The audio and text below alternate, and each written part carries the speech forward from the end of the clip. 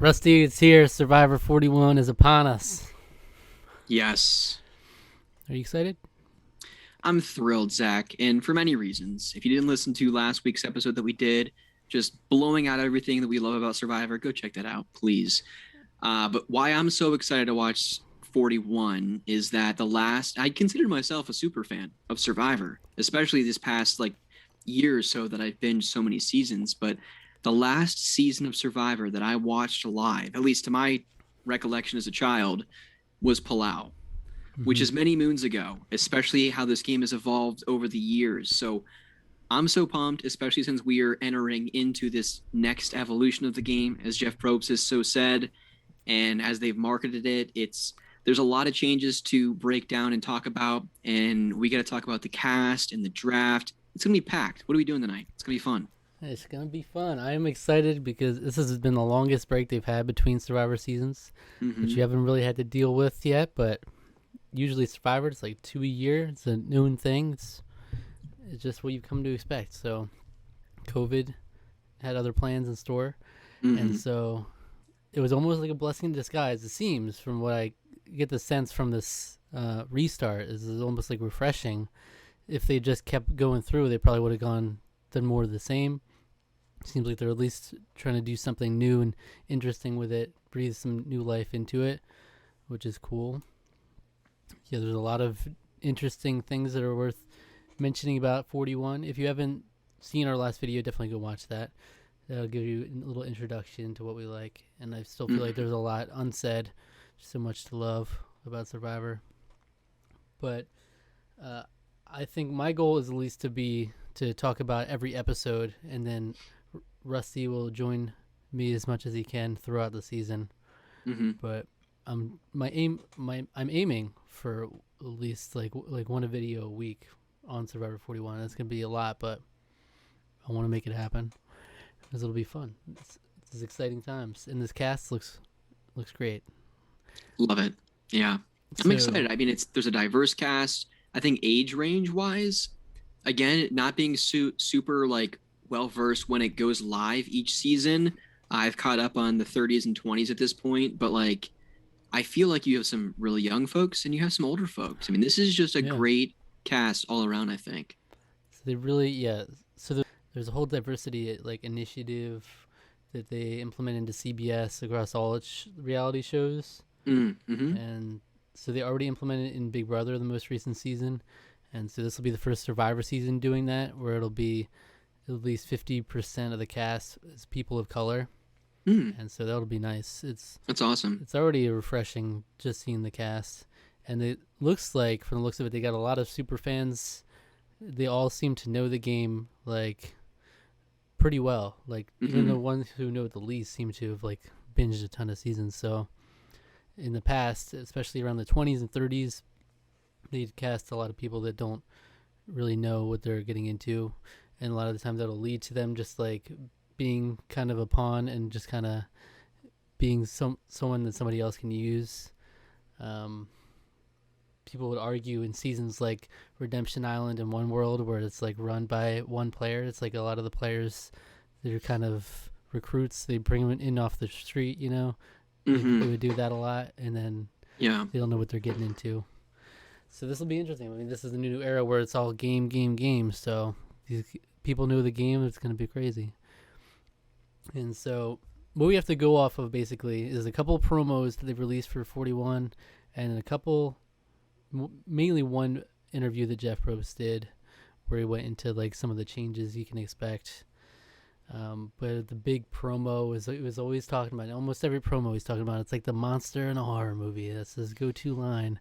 He said a couple different things with it. One time he was like, you don't question where it came from. You don't question the monster in a horror movie, where it came from or why it's there. You just know that either if you don't beat the monster, it's going to devour you or something like that. Yeah. So that was because they had a promo on Instagram they released where he was talking about the game has evolved forever, or for the past 20 seasons or 40 seasons. And it's gone from, they showed clips from the Borneo all the way up to like the introduction of immunity idols, the introduction of new advantages, and game-changing twists. Like they showed clips from Edge of Extinction. Your past has come back to haunt you. Right? And I also found it funny he used the same line that he used in Pearl Islands. Your past has come back to haunt you. But the way he presented, he was like, "We're gonna be trying some new stuff this season. Every twist that we've introduced, fans have not liked or fans have hated or something like that." And so he's like, but the way he says it is almost like, well, they come around eventually, though. And I'm like, that's not the right idea, but because people still have not come around to the Edge of Extinction, no matter how much you want to make it happen, Jeff. Yeah. But he's like, there's going to be some controversial twists. We're going to be doing new things. There's going to be the game within the game for our junior survivors, where you can spot rebus puzzles throughout the episode, and we're going to be we're going to be letting you, the viewer, in on the experience. Where I'm going to be speaking to the audience and saying, what would you do in a situation before we even present it to the players? So we don't know what that's going to look like exactly, but some of the stuff he's thrown out there at least will be interesting. Do you have any big takeaways from what he said in the promos? Well, this is what kind of scares me the most about this next evolution, is that with 40, they introduced fire tokens. You continued with everything like, advantages, you still have the immunity idols and all that kind of stuff. But when you introduce something as big as fire tokens and the impact that can have on the game, and then you also introduce the Edge of Extinction. Well, Edge of Extinction wasn't new, but it came back. When you have those two big things, I think the game can be a little bloated. And we definitely saw that towards the end with the Edge of Extinction and how Natalie came back and all of that stuff that played into Final Tribal. Now that you have this stuff that they're putting into the game with junior survivors, and maybe fire tokens are coming back, we don't know, but you have to believe that advantages are back, hidden immunity idols are certainly back. You also introduced this crazy other element where it's now 26 days versus 39 days. You have to wonder, is this just going to be too bloated and seem like there's just too many variables in the game that we know it's the next evolution of Survivor, but will resemble anything like Survivor that we know? And because of that, will it still be enjoyable and entertaining to watch? I think it absolutely will be, just because it's Jeff Probst. It's the entire, producing team that always makes Survivor entertaining. At least I would say the past 10, 15 seasons have been really, really great. And everything that they've added to the game, from advantages, disadvantages, whatever it was, I think Survivor continues to be entertaining and interesting. But I think the move to 26 days is huge. And I think as an audience member, we probably won't see much of a significant difference in how they edit it, because when we look at Survivor, they're already, one episode is like 3 days and they edited that into like 45 minutes or whatever. So it already seems like crazy to think that was 3 days. For me, it just seemed like, maybe a day, but they edited it into 3 days. So they're going to now whittle it down to 26 days.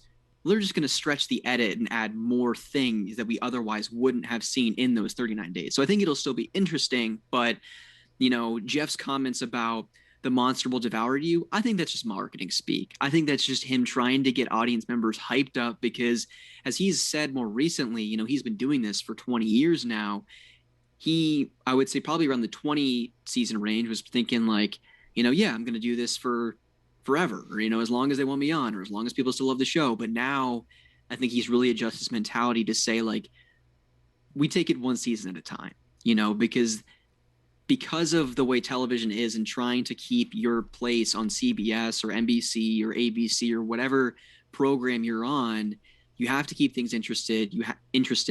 You have to keep your audience engaged, and the changes they're making for 41 is significant. And you're not bringing back the Boston Robs and the Ambers and the Sandras and the Tonys of the world to be like, well, we're going to get at least 30% of our audience back because we have Boston Rob back. It's like, no, we're starting from scratch. This is the next evolution of the game. And we're introducing some really significant things that are going to completely change the dynamic of what Survivor is. And so for you and I as super fans, we're like all in. All right, I got my popcorn, I got my Doritos, I got my Mountain Dew. I'm ready for Wednesday night. But after I think the first episode or two, it'll be interesting to see if you and I, as super fans who've been watching since Borneo, are like, I'm all in on this. I'm all in on this new change, and I hope they go for 9 more seasons and make it to 50. You know, I'm very optimistic. I'm very optimistic, actually, and I was very hesitant when I first heard the promo where he was talking about twists. You know, because they love. I've always said they need to cut down on the twists. I mean, the fact in Game Changers there were so many advantages more so. There's so many advantages out there that it just like that's what got 3 voted out, was that not a single vote. There's just too many things out there. You need to cut back. And then, but time and time again, Jeff would defend the twist. He would defend the advantages.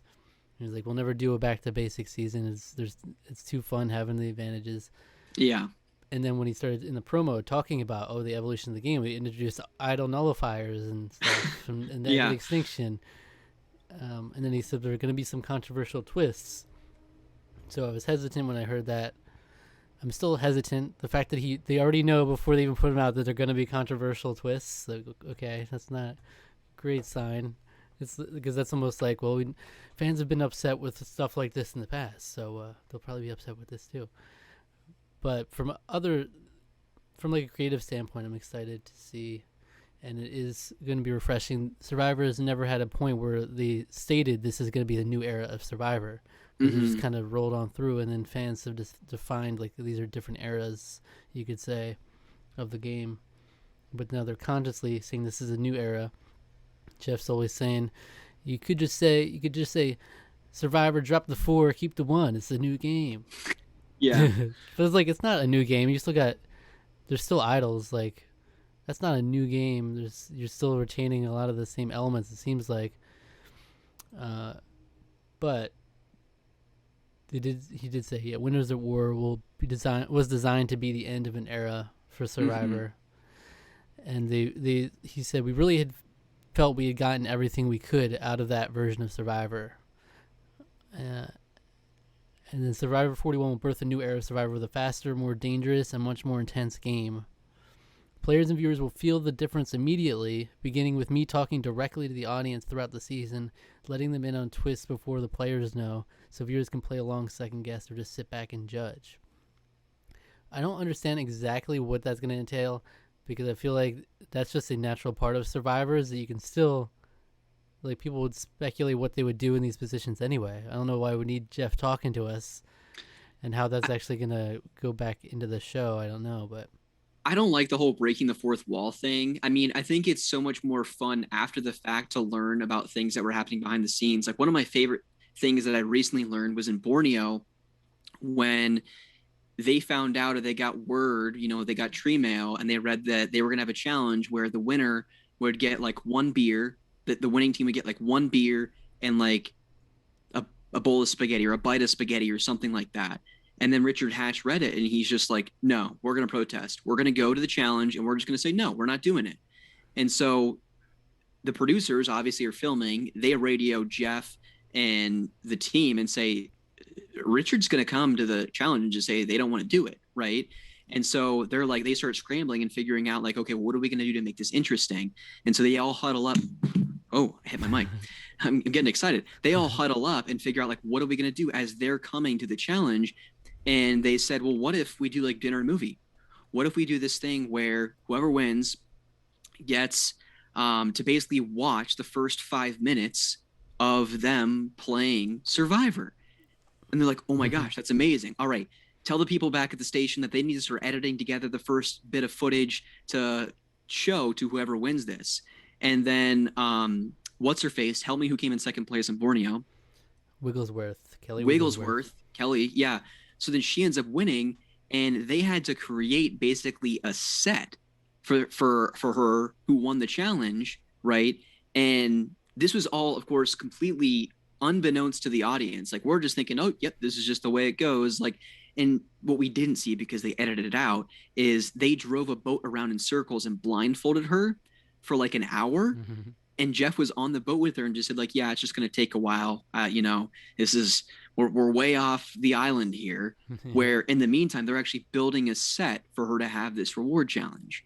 So that reading after the fact is like, whoa, it's so cool that they edited that together. They were kind of just super fluid with the whole situation. But now that Jeff's going to come and say, all right, survivors, I know you're sitting on the couch, you're probably eating your popcorn and your chicken wings, but let me in, let you in on a little secret.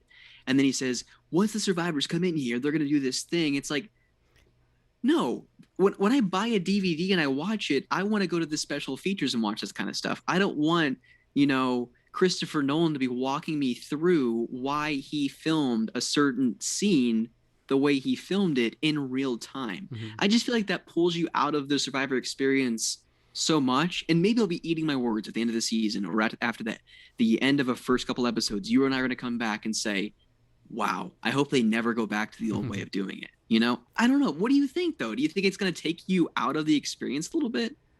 Yeah, if it's like that, I don't know how often they're going to do it and to what extent, because they seem to suggest it'll actually play a part in the season in some way. I don't know how, but yeah, the way, I think in a very recent clip he posted on Twitter or something, he did an example of like what thing he might ask, and it was something like, I have to go away for an advantage, or I win a reward, and I go away to a place where the other players know I could get an advantage. So when I come back, it's up to me to decide, like, do I lie? Do I tell the truth to gain favor? And stuff like that. And then he's like, what would you do? So that kind of thing. It's going to be like twists are happening, or like ways to use advantages. It seems like that's the kind of question he's going to ask. That could be interesting, because I'm sure there's going to be a Twitter component to it too, or like they're somehow soliciting feedback from fans, whether it's through CBS.com, Twitter, whatever it is. And who knows, maybe the fan response to those type of things helps them change certain challenges or how they structure parts of the game for future seasons, Maybe. I don't know. They haven't cared about feedback a lot of seasons. They brought back Edge of Extinction for the all-winner season, despite people almost universally hating it in Edge of Extinction. So yeah, it's tough to say. I already said there's going to be controversial twists. What do you think that is, though? What, okay, we've already had some of the most controversial stuff happen in the game. Controversial? They voted people out and then brought those people back into the game. I'm looking at you, Lil, like in Produce Ryan. Like, how could they possibly get any more controversial than that? Or Edge of Extinction, Natalie making it to the final 3 when she really wasn't part of the game for 30-something days. Like, controversial. The guy got voted out third in Edge of Extinction, wins the game. That's pretty controversial. I don't know how I don't understand what's going to happen. One up that. Yeah. What could be so controversial? I'm scared. I'm scared of that, but also exciting, I guess. New era. Jeff actually, there's a challenge where Jeff gets to actually vote. You steal someone else's vote and give it to Jeff. Jeff will pick his favorite who gets a couple extra votes. Yeah. Just for the heck of it. Why not? So I will pick my favorite. Hey, I'm going to let you guys in on a secret before it happens. I'm going to tell the players that the person who gives me the best response to this question in Tribal Council, they'll get 3 extra votes from me. I'll pick my favorite. This is going to be great. What would you do? What would your answer be? You let me know. Oh, that'd be ridiculous. But let me say, in the parade interview, which is where I got most of this information from between the changes in the casts, parade interview with Jeff Probst, they asked, what changes did you make for Survivor 41? So we accelerated the pace by changing the game to 26 days and then adjusting every aspect of the game to ensure those 26 days were unrelenting. I think the players will tell you we accomplished our goal. We really leaned into having fun with the season, and the best kind of Survivor fun is the dangerous kind. Survivor 41 is fraught with risk at every turn. Nothing is free, nothing is easy, nothing is guaranteed. The tribes are not given any daily food staple, and reward challenges are scarce. This had a tremendous impact immediately as their mental and physical energy is instantly challenged. Tribes are very small throughout the season, which makes Tribal Council even scarier because there's nowhere to hide. And votes are often at risk, which means you can't ever rely on how many votes your alliance will have at any Tribal Council. And advantages now often come with massive risks. In order to earn an advantage, you have to successfully navigate something risky. This is a new version of Survivor. There's no way to compare past seasons. Wow. That's pretty intense. Like, that doesn't seem like marketing speak of like, oh, there's some, horror monster that's going to get you if you don't get it first. Like this, that's pretty deliberate in what he's saying. There's no beating around the bush that like, if tribes are smaller and you have 3 to 4 people at tribal council, I guess maybe 4 people at tribal council every night or whatever the heck it is, like that's certainly going to intensify things because Jeff's speaking to 3 to 4 people as opposed to 6 to 8. And one of our complaints on our last episode was we hate tribal council talk. When people are whispering, people are getting up, standing up, going to opposite ends of the tribal council set and talking about potentially switching the vote.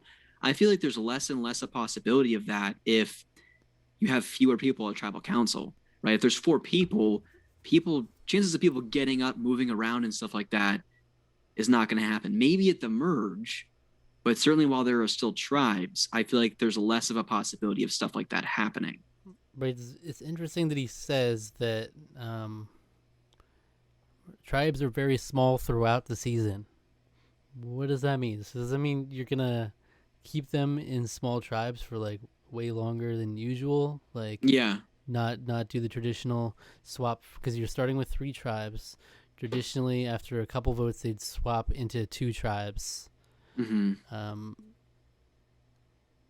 so is he not going to do that? Like they're just going to let it rock?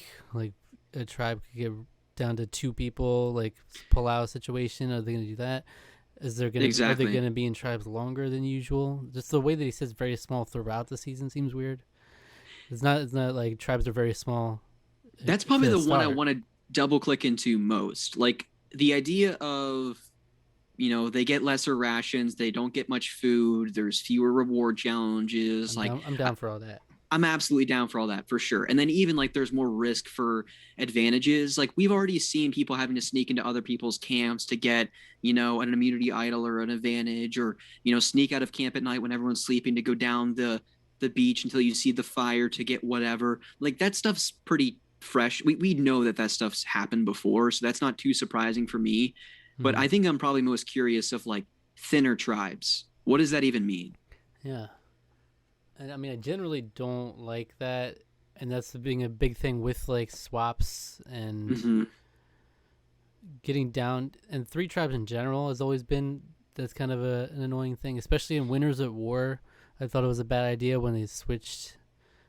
They were in 3 tribes. Or no, they swapped to 3 tribes.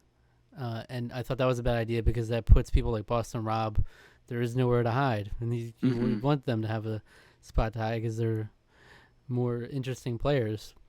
But yeah, I generally don't like when they get really small because then it's like, damn, your options are so limited. There's so much less. It's a lot harder to maneuver, But I mean, I don't know exactly what he means by it entirely. But the idea that it seems like votes are going to be at risk a lot, like you're going to be risking your vote to do a lot of things. So that's why he said you can't depend on your whole alliance having a certain amount of votes a lot of the time. So that'll be interesting. I don't know. If it's like, I like the idea of having a risk if you're going to have an advantage like that. But if it means like every episode there's more advantages being offered and they're having to risk every episode, then that could be a lot. So hopefully there's a point where it's carefully. Yeah. I mean, I think there's just a point where it's too much. Like one of my favorite moments in Survivor history at this point is when his name escapes me, but he played the Idol Nullifier successfully in David versus Goliath. If that's happening every single episode, every single tribal council, stuff like that is happening, well, then it just negates the spectacle of it. Like it's completely gone. It's an expectation that every single time 3 people are playing immunity idols, 2 people are going to have them nullified. Someone's leaving tribal council to use an advantage where they're not even present at tribal council. Someone takes someone else's vote. At that point, it's like, chaos. Oh my gosh, like, can we just take a deep breath for a second here, Jeff? That's why I feel like going into like when they say a restart, you can't come out with a bunch of advantages again. That's not a restart. That's like more of the same, just in a different way. You can't say, oh, this is a new show, when it's like, okay, well, here come the idol nullifiers already, So I'm hoping that they think about it a little more. Yeah. So look out for those controversial twists, baby. They're coming. They're gonna actually like bring back past survivors instead of like the people that have been voted out this season, like Just people like that weren't they even start throwing them in and like throughout the season, just throwing in players. randomly. Very Yeah, controversial how they threw Sandra in at the final four. yeah, I mean, exactly. pretty controversial choice. People that have been playing for 20 days Queen stays randomly. queen, though. She deserved the win. Yeah, exactly. Oh my. There's no way to compare past seasons. That's a bold statement for someone who they've already said there's going to be idols and stuff. So, Yeah. I mean, but the fact that we were going into like, it's a good sign that there seems to be no sign of edge of extinction. I think Jeff said somewhere that they're not bringing players back anytime soon, in terms of like edge of extinction style. But and the fire tokens seem to be nowhere to be found. It seemed like if they kept going, they probably were going to push fire tokens, but now it seems like they're gotten away from that, since that was left in the past. It was an old era of Survivor. There was the Good. I don't. Survivor Fire 40. tokens do not need to return. All right. There's no need for that. They just did it so poorly. They handled it. Yeah. So it could have been interesting, but so we also have a fun addition for young Survivor viewers. It's called The Game Within the Game. It's a way for future Survivor players to see if they have what it takes to compete. Each week, there will be a hidden puzzle somewhere within the episode. They'll have to find it, then solve it. It culminates at the end of the season and connects directly back to the real game with the players. How? How does it culminate and connect back to the real game? I don't understand, but I have no idea. You gotta be looking out for the Rebus puzzles, you know? This could be fun. Like, this is something that I definitely have no frustrations with, or this could be fun. I'm here for that. Whatever. And a big thing that I love about Survivor 41 already is there is no theme. And Jeff even said, in birthing a new era of Survivor, we are letting go, for now at least, of casting themes or seasons built around a specific twist. Those ideas served us very well for 20 years, but now it's time for something new. The new players and the gameplay will define each season, much like a Super Bowl or any other regular sporting event. That's always been something that's like, Jeff and other people view it as like kind of a sporting kind of spectacle, Survivor.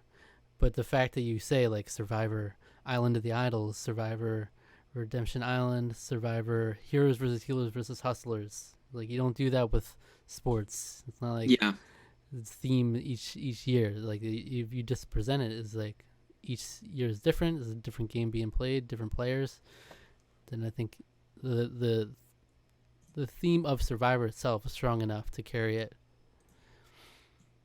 Well, and I'm actually just randomly on that same train of thought, because I'm just thinking like moving forward, are there going to be themes? And I think there's certainly an element to it where they still want to make sure that each tribe has a mix of occupations, age groups, and I would assume maybe genders. I don't know what variables they consider when selecting and splitting these people up. But the spreadsheet that I created in anticipation of us doing our draft here later tonight, I have each person in the tribe and I split it up by, the job they have, their age, their name, so on and so forth.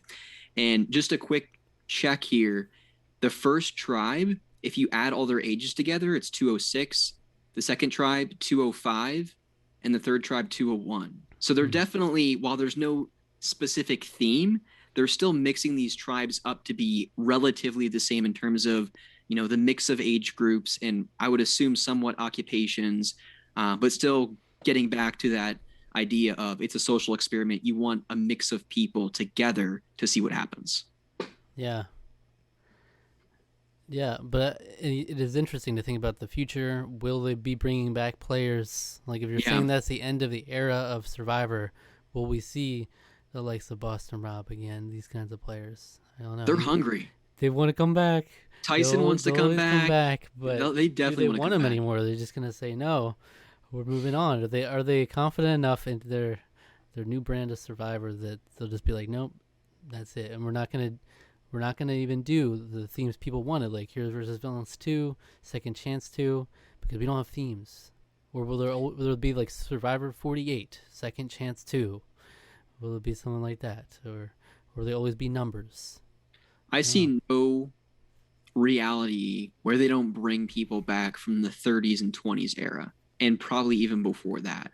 There's no way you're telling me that for season 50 of Survivor, which if I had to put money on it, will be Jeff Probst's last season and potentially the end of Survivor. Who knows what'll end up happening? But there's no way for season 50 you're only bringing back people from 41 to 49. There's just no way. Maybe they don't bring back anybody. Controversial twist. I don't know. I don't see it happening. But it's the end of an era. Jeff said it's the end of an era. You don't dip back into the... That's just to get people pulled in. And that's just to get drop people... Drop the 4, keep the 1. So you can't be bringing people back from season before, because this is season 1 of New Survivor, baby.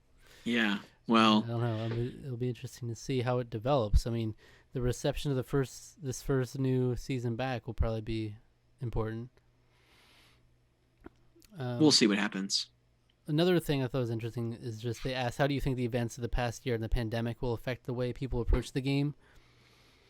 And I like this. He said, from the moment the game started, I felt an undeniable sense of camaraderie and community with the players. So it was a very unique feeling. I was literally smiling every time I interacted with the players. I think the audience will feel it in the opening moments of our first episode. There was just no denying that it felt amazing to be with other humans, to see smiling faces, to talk to each other. And then, of course, the strategy began, and the beautiful, vicious gameplay took over. But even at Tribal Council, where things are often intense, there was a sense of humanity. Don't get me wrong, blindsides are brutal this season, but the difference is, after someone was voted out, they often thanked the other players for the great gameplay.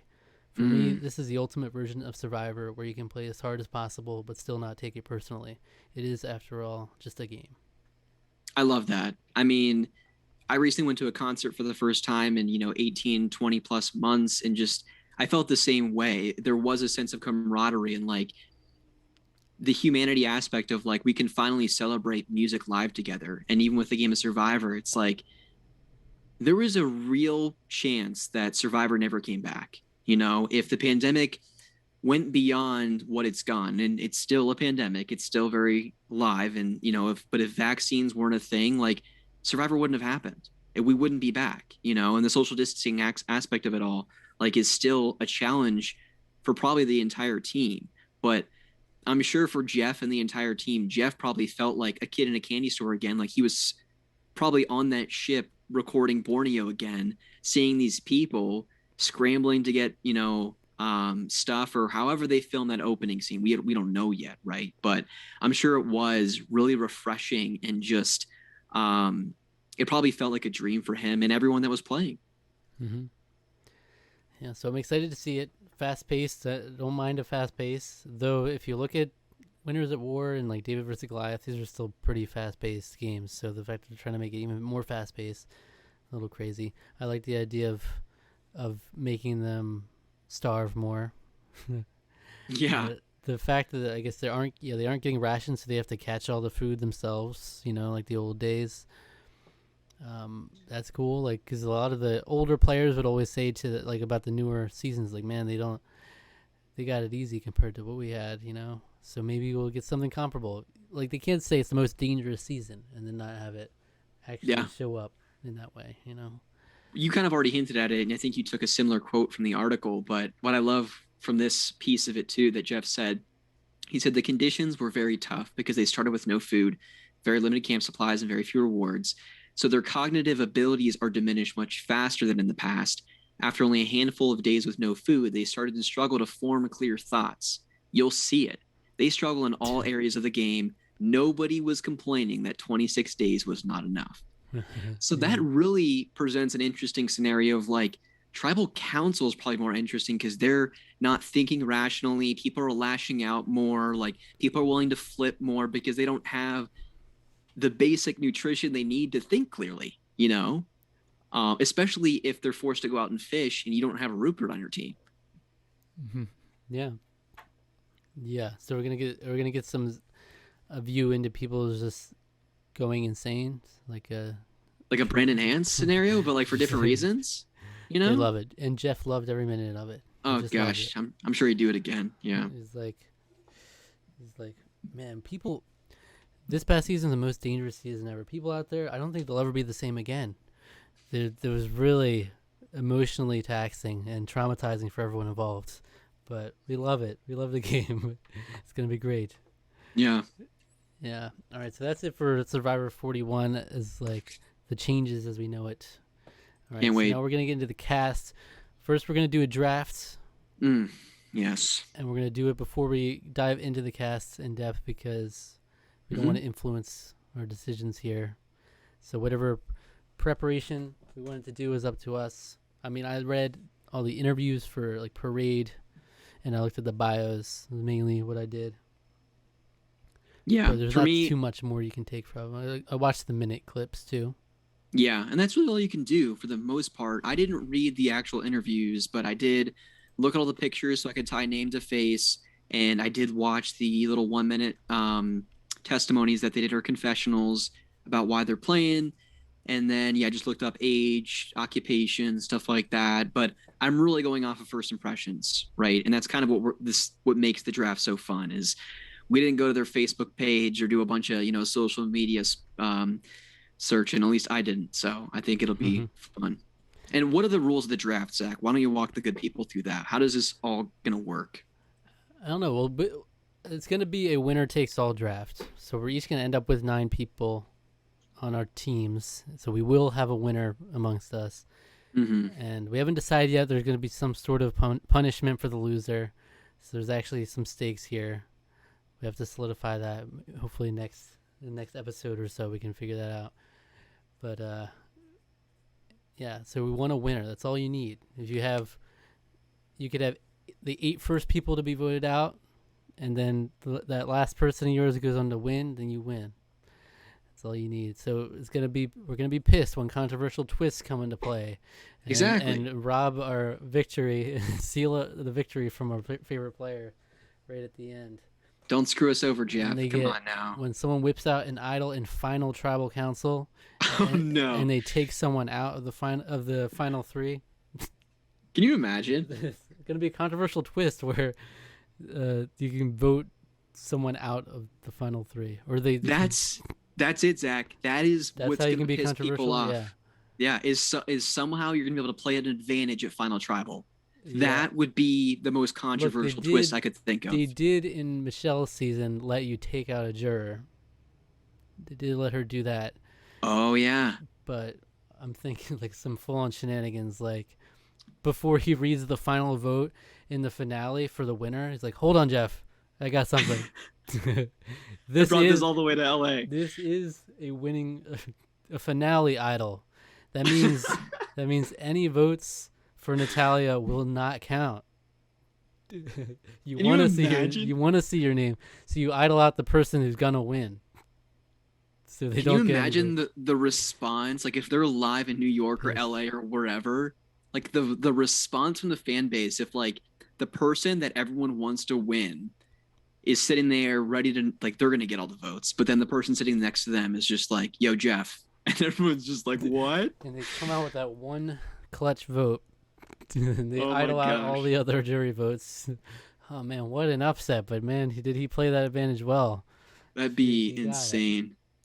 Oh my gosh! All right, let's get into this draft. He'll let you in on it before it happens, though. Oh, he will. So yeah, he's gonna get a finale idol where he can play it. Who would you play it on? Yeah. Let me know. Us junior survivors, at least we get a hand in the fun. Get the Rebus puzzle, see if if we're ready for the game.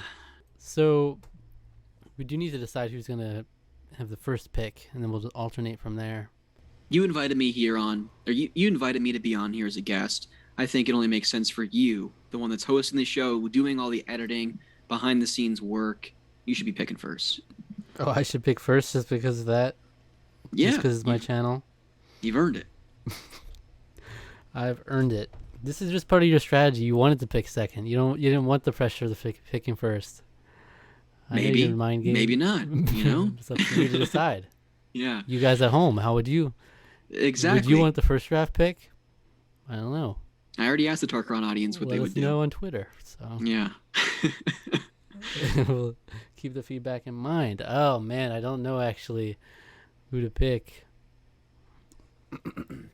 So I had a first draft pick. It was easy for me the first time because I did a draft with my family, and I was like, bam, that's it. But now the more I think of it, I'm like, I can't see this person as a winner. I just don't believe it.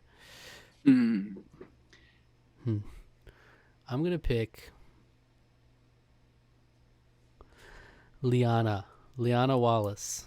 Okay, college student, 20 years old, True. spoken word artist. She knows how to speak words. It's already a good sign for me. Who is your first pick? Immediately when I watch this person's testimony, I'm like, this is my dude. I hope he goes all the way. Love his personality. He kind of reminds me of Davies from David and versus Goliath. I'm picking Deshaun Radin. Do you like Deshaun? Medical student, 26 years old. I think he's going to be fun in tribal councils. I think he's going to be fun around camp. Likeable guy, but I also could see him playing a pretty cutthroat strategic game too. Okay. I can see that. Well, I'm pulling up pictures so I can reference real quick. Okay. I'm going to pick Erica. Yep, I had her high up on my list. She was my first draft pick with the family drafts. I still don't know if I should be picking her this high. Honestly, just from looking at some of the stuff, I'm like, I don't know if she'll be a winner material. She could be someone who goes far, but I don't know.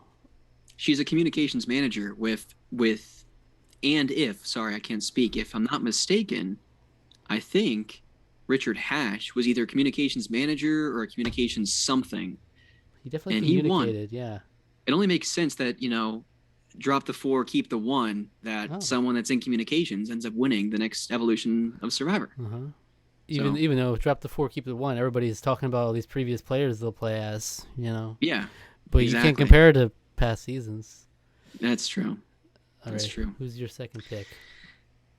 This person also just had a great first impression on me. Healthcare consultant. She's 24. Sarah Wilson. She just is adorable. She seems a little shy, but I also think she's someone that could fly under the radar, still do well in challenges, make great relationships around camp, and I also could see her in the latter half of the game making some pretty strong strategic decisions, or at least having a heavy hand in making them. So, Sarah, you got to go far. I'm going to pick Sydney. No. No one's man enough to do it. I'll do it. Look, she's a classic. She'll probably be pre-merge, let's be honest. But I'll be here for it if she makes a deep run. Like some of these people, I've never seen so many confident people this season. If you look at some of these interviews, they're so confident. Now, you've never seen someone so confident, candid, and sexy. And those aren't my words. Those are her words. Individual. I love that someone is that confident, but the fact that she used ego like a number of times, like, listen, I'm the only daughter, all right? I set the bar pretty. I like some of her answers there, but we'll get into that in a bit. Yeah, but I like some of the things she said, actually, but she does seem like the typical, I mean, just from that, is like she seems like someone they would call Parvati 2.0. They do that a lot. But, yeah, I'm with you. Good pick, though. Sydney, I think, is going to go pretty far. My number 3 pick is going to be Eric Abraham, 51, cybersecurity analyst. All right. So I'm an auditor in the IT space. So he and I speak the same language. He was literally used the words in his testimony. Listen, when I meet these people, I got to find out their assets and their liabilities. I'm like, yo, you just got to find out the E to the equation and equity, and you're good to go, buddy. He also kind of reminded me of someone that could be the next Yule, someone that's very methodical in the way he thinks about the game. It's almost like he's playing chess. Not that contestants are chess pieces. We've talked through that argument before, but he's someone that I think looks at the game in like 4 different dimensions, and I think he's going to potentially go far. I could also see him going out really fast because he gets on people's nerves. He's 51. He's very set in his ways probably, and he could be too analytical, but we'll see. Eric. Yeah. I need you to go far. I'm going to pick Jeannie Chen. Give me Jeannie. Oh, Jeannie Machini. Jeannie Machini, as she is known. Oh, the Terminator. She's like, she says that people will be instantly charmed by her. That's the perception people will have. She's like, and she seemed fun. Again, we'll get into it, but I did listen to some of the audio interviews. Basically, they did it on Rob Has a Podcast. They played back the audio from the parade interviews. That was like just what the parade interview came from. They just wrote down the audio from it, and she had a really she was like getting emotional at one point, but she's like always real. She's got this positivity about her. She doesn't seem like she'll be a strategic mastermind, but she could be like a really good social player. Then again, a lot of these kind of like super social players that are like from the get go really likable, they don't do too well because it's like, oh well, we're not going to take you to the end. You're too likable. So we'll see. But I just want to believe in Jeannie. Great pick. I mean, if you use the Parvati 2.0 comparison, I think she's the Suri 2.0. You know, She loves Suri. She does. So good pick. Good pick. Well, my next one would have been, I think, Erica. So I'm taking a little bit of a gamble here because I don't think this person's going to make it very far, but you just never know. He kind of reminds me of like a Russell Hantz or Jersey Shore type bro. David. I'm going to take him. Be here for David. Yeah. He could definitely be a very early boot for sure. Either way, I think he's going to be very entertaining. Yeah. But, I hope he can make a crazy run. Yep. I'll be here for it. Talk about someone who's confident. He's very confident as well. He is. Yeah, for sure. Constant. It was like so much confidence in here. I imagine what my interview will be like if I was doing this. I'm like, there's no way I could be this confident. Like, oh, I have all the assets it takes to do well at this game. You know? Yeah. Well, and especially talking that big of a game, and then you're the first person voted out, right? Like, I never want to hype myself up that much, and then the premiere happens and I'm out. I mean, that's a classic thing to do. Is the overconfident one gets busters out real quick. Let's see. All right. How many picks do I have left? 1, 2, 3, 4. This will be my 5th. So I'll have 4 more after this. After this. It's a lot of people. I'm going to pick Chantelle Smith. Okay. She's the... Did you watch the clip where it was like the first 2 minutes of the episode or something? Or like a 2-minute snippet from the episode? I didn't. Or I think they had a confessional from her where she's like, I'm the pastor. People think I'm a nice pastor, but I'll stab you in the back or something. Or she said some of us she'll be like the cutthroat pastor or something. I didn't hear that, but I mean, as part of her like 1-minute testimony, I heard the pastor piece, but I also heard the, I'm not afraid to cut throats. But she also, I can appreciate that about someone because you just look back at prior seasons where people have used religion as a crutch, especially you look at someone like Coach. She doesn't strike me as someone that's going to be praying on the ground to God saying, help me find the secret advantage for the final tribal idol or some stupid nonsense like that. I feel like she's still going to play a really great game. So that's a good pick. You're taking all the females away from me here, Zach, really early on here. You see right through me. Yeah. I mean, I only have a couple, and some of these are not the people that I really want to select at all. You can throw it up. Yeah, because the next person I was thinking about taking was Evie, but I don't think I really want to take her right now. So I'm gonna say I'll take her later. It sounds terrible. Sounds terrible. Out of context, Tarqaron. I'm gonna pick JD. I like JD. College student, really young kid. One of my favorite things that he said, and I'd probably use something similar if I ever played the game of Survivor, is that he wants to be underestimated. He really wants to be that person that no one's thinking about when they go to Final Tribal. And that's the kind of shoes that I want to wear when I'm out there on the island. So really appreciate that about him. Seems like he's just got a great head on his shoulders. He is going to be calculated and strategic. I'm all in on JD. Let's go, buddy. All right. Well, I'm taking the pre-Vivor herself, Tiffany.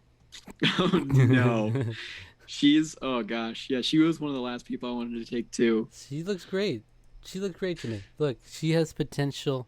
The way when I hear her speak, I actually do think she could do well. I mean, she doesn't.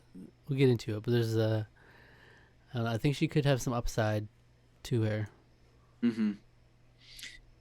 My first impression. So what I ended up doing in preparation for this was I looked at everyone's photograph, and I wrote like 2 to 3 words of what I thought about that person, and then I watched their 1-minute testimony, and then I jotted down a few more notes. my first thing about Tiffany, and God love you if you end up winning the season, kudos to you, was resting bitch face. When I looked at her photograph, I was just like, I don't know, that she just doesn't look like she's happy to be playing the game Survivor. Like, girl, you're playing Survivor, get pumped. And I didn't see that. So, Tiffany, you're probably a great teacher, but I'm not picking you. All right, so if you're picking her, then I'll go with Evie, Harvard student, PhD student. One of her, what she was talking about is for the LGBTQ community, she wanted to go out there and have representation, and for people that are sitting at home that are a part of the LGBT community, look at her, are inspired, want to go out and play Survivor, or just want to do big things in life. Respect that 1,000%, Evie. I'm all in. Good luck with your PhD. That's crazy. A lot of respect for that. But Evie, I think she has a chance to go far too. At least maybe make it to the merge. We'll see. Some of these are like, they could be do really well or really not too well. Well, that's the beauty. Sydney herself said she's going to be first out or she'll win the season. So I'll know after the premiere whether I got the winner pick there. Yeah. Let's see. All right, I'm going to go with Ricard. Okay. The Silver Fox. Yeah. He seems great. He does seem great.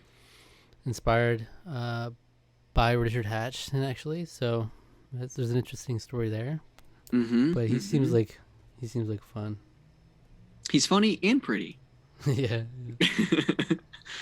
No, Ricard's going to be great. I think he's going to be super entertaining. So I'm excited to watch him for sure. Great pick. You pick Chantelle, right? I have a couple here that I'm up in the air about. I'm going to go with Xander.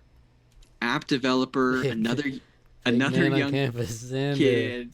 He starts his own company, a whole lot of stuff going on here, but he definitely reminds me a lot of some of the people on the Millennials versus Gen X cast. So it's, of course, on the millennial side of things. But he's like, is he Gen Z? I don't know. He might be, to be honest with you, yeah.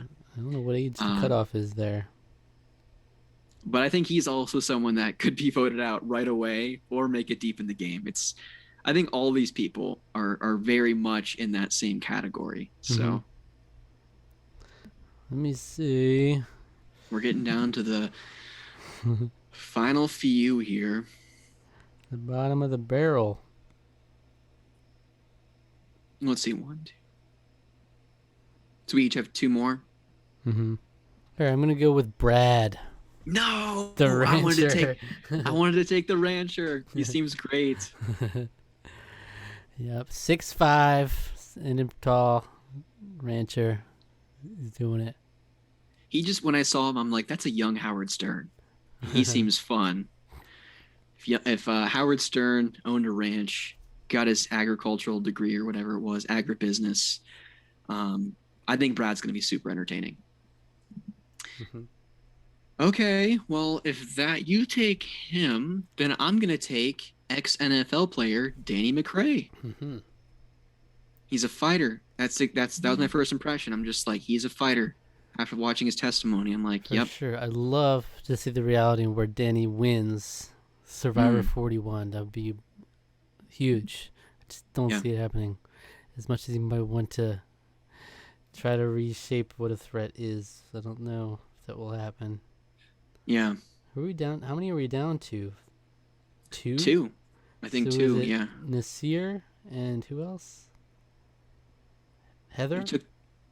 Yes. Yeah. I'm taking Heather then. Okay. Then by default, I get Nasir. Which for him, I said big Rupert vibes. He's going to be the provider. Yeah, there's some things I want to get into with him that are concerning to me. Oh, really? I didn't look into it, so I don't know. Just some of his favorite, when he talked about his favorite players, I'm like, oh, okay. Yeah, not good for me. Nasir was always my last, like, he has a cool story. Like, if he could win, it'd be crazy, but yeah, he was going to be my last pick. So, yeah, my thing, I wanted to get as many of the women as possible. I was gonna say, what the heck is happening right I now? was doubling down and like this is gonna be a woman. A woman's gonna win this season, I think. Um, I'm also thinking in the realms of maybe a person of color might be more likely to win the season. The reason being, in the recent season of Big Brother, they kind of took the opportunity where there was since there was more diversity, they kind of had a movement in the house where they were like an alliance was formed called the Cookout, which was all the black members of the house. They basically wanted to have the first black winner of Big Brother, and so they just stuck it out, even when they were like didn't like each other. They just stuck it out for the cause. So I could see a similar thing happening, almost serendipitously, like when they see that there's a more diverse cast, like okay, let's get a diverse winner for the season. So, and also since there's been a streak of men winners, like you might want a woman as the winner too. So I'm all for the girl power. I also got like all the hotties. So I mean, I got Sarah, so relax. But it's all I got. Would you say she's a sexy individual? She describe herself that way? I don't know. She doesn't, but I think that's what I appreciate about her. She's That's not what I like outward. so much about her. Yeah, she's not outwardly like, hey, I'm sexy. Sarah strikes me as someone who. But neither is Erica, so she's got it. Yeah, Got a lot. There's a lot of women on my team, so. You do. Yeah. I've got the winner. I'm pretty confident I got the winner. I don't think so. I think if I had to point to any person right here, it's Deshaun. But we'll see what happens. We'll see about Deshaun. All right, so now we're going to go into the cast more in depth. I presented a slideshow for the class this evening. Oh, perfect. We're going to work through. There will be bullet points for each of them. Some of them I pulled a random quote. There was I thought it was an interesting line that they said, or just an interesting thing about them. Most of them I wrote what their favorite players were because I thought that was a cool thing to connect with the Survivor fans, Absolutely. As much as you can just say, like, I would like to play it as this legendary player, obviously it's not always going to turn out that way, but it's like it's a good thing to be thinking about. It's like, oh, they might play this way. All right. So you're on my intro slide here? I am, yes. It's Survivor 41. Very exciting. Oh, yeah. So if you flip through, we got the first tribe. I broke it down by tribe. I went through each of the members of the tribe. It's cool that we did have these divisions already. And these images, I like these little high quality selfie pics that they took with these two. They are awesome. The promotion for this season is off the charts, and I love it. I just love, like, the branding seemed really cool. Ooh-ah. Yeah. But here we go. So ooh-ah, the first member of ooh-ah we got is Brad Reese, the first survivor from Wyoming. What a fact that you would not think would be true in 40 seasons. You haven't gotten someone from Wyoming. He's a rancher. He's 6'5". And he talked about how he was so inspired by Ozzy in the South Pacific when he was just so passionate for the game. He loved that. He seems like the classic, he'll be the character, kind of. Like, he's not a hardcore strategist, but like he'll be a fun person to watch, I think. Yeah. He says he identifies with Tony and Ozzy because they asked him on Parade, they asked what winner and non-winner do you most identify with. So he said Tony and Ozzy. Ooh. And he said, but he wants to play like Boston Rob in terms of strategic play, not the personality.